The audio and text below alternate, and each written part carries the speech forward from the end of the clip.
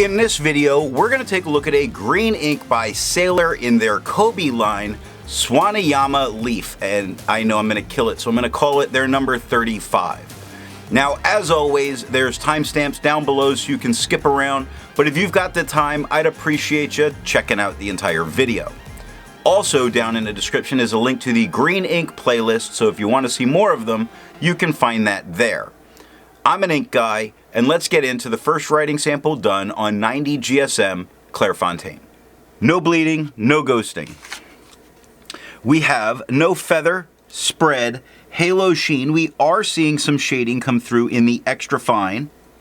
Pretty nice there. We are seeing it in the medium, but not in the stub. The extra fine's a lot lighter than the stub, and the medium's the same tone as the extra fine. Extra fine took 10 seconds to dry, while the medium took 17. Scrubby for both show a little bit of color variation, but I think it comes through much better in the writing. And the smear test, I think you could recover if you smeared while you were writing.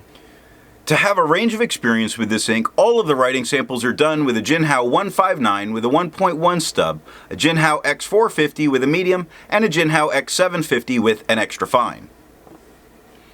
Then a Noodler's Nib Creeper was inked up, used for a day, and used to take the notes for this video. The next writing sample is done on 52 GSM Tomoe River. No bleeding, no ghosting. We have no feather, no spread, no halo, no sheen, and no shade, but we do get tone variation. The extra fine and the medium are the same tone, quite a bit lighter than the stub. The extra fine took 17 seconds to dry, while the medium took 24. Their scrubbies both say no color variation, and it doesn't come through in the writing. And the smear test, I do not think you could recover if you smeared while you were writing. I agree with Vita. There's a lot to learn by doing multiple chromatographies. The one on the left is done the way it's supposed to be done. A line of ink is put down, and then it's put in the water for 10 to 15 seconds. And on the bottom, you see this very light blue, and then you get a very light minty green that moves up, but it becomes a dark green. So really, that minty look is the darker green, just very washed out there. And across the top, there's a little hint of a kind of yellow, just in a couple spots. It shows up better in the next one. The one on the right that's let dry for 10 minutes, that blue is forming a line across the bottom. The green is pushing its way up a bit slower as it goes. It's really gathering, and across the very top, you see that kind of yellow that there was only a little hint of in the last chromatography. It does suggest that the blue could be a hang-around color for this ink, maybe giving it a little resistance. The next writing sample is done on 80 GSM Rhodia dot pad. No bleeding, no ghosting. We get no feather, spread, halo sheen, a few spots of shading that are going on in the extra fine, as well as in the medium, so it's a light seasoning of shade. The extra fine's quite a bit lighter than the stub, where the medium's just a little bit darker than the extra fine. Extra fine took 12 seconds to dry, while the medium took 18. Their scrubbies don't show much for color variation, but it does show up a bit in the writing. The smear test, you probably could recover if you smeared while you were writing.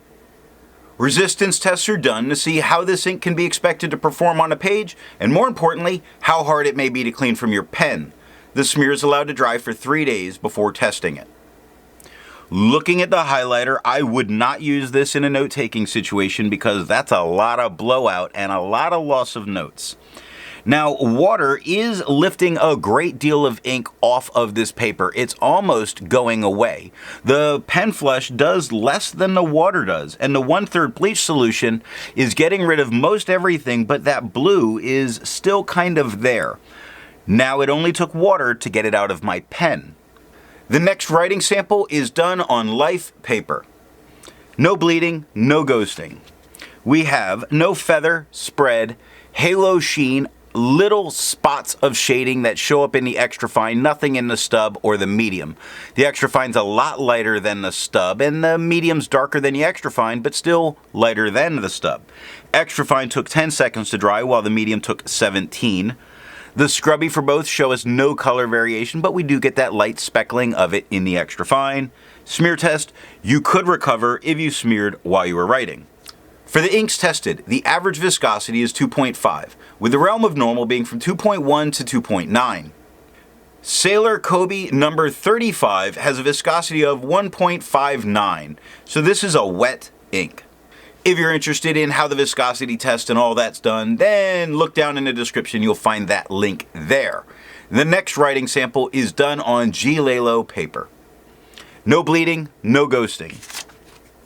We get no feather, spread, halo sheen, no shade. The gray tone of the paper ate it up. The extra fine's a lot lighter than the stub, while the medium's darker than the extra fine and lighter than the stub. Extra fine took 7 seconds to dry, while medium took 11. Scrubby for both give us no color variation. We're not getting it in the writing, and the smear test, you can't recover if you smear it. For the inks tested, the average dry time is 17 seconds, and the realm of normal is 13 to 21 seconds. Sailor Kobe number 35 has an average dry time of 16 seconds, so it's normal.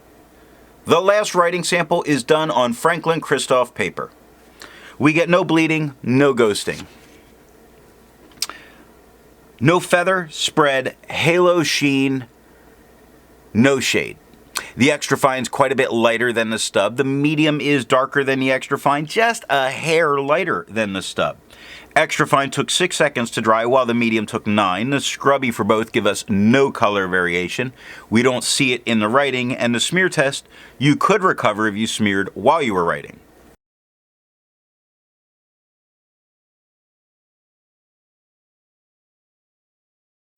If you'd prefer a different complement color, then down in the description are links to those different color playlists. So what do I think of Sailor Kobe's Suwayama Leaf, or their number 35? I like this green, both the dark tone from a wet pen and the lighter tone from a dry pen. Of course I wish it shaded more. It has shading, I just want it to stand out even more.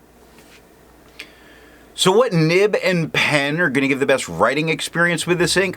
While I would love for way more shading from this ink, I actually prefer its darkest tone that has no shading when you're using a wet medium or wet broad pen. I hope you got something out of this video, and in the next video we're going to take a look at Mont Blanc's Midnight Blue.